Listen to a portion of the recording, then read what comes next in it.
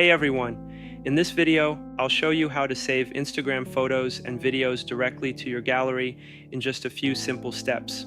Let's get started. Before we start, please make sure to subscribe this channel and like this video for more tips. First, open Instagram. Once you're on the home page, tap the little profile icon at the bottom to go to your profile. Next, look for the icon in the top corner.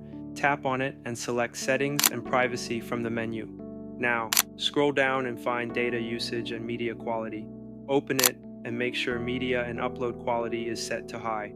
This ensures better quality for your downloads. Once that's done, go back to the Settings menu and find Archiving and Downloading. Open it and turn on all the options, especially Save Original Photos. That's it. Now, any photos or videos you post will automatically save to your gallery. Thanks for watching, and don't forget to like and subscribe for more tips like this.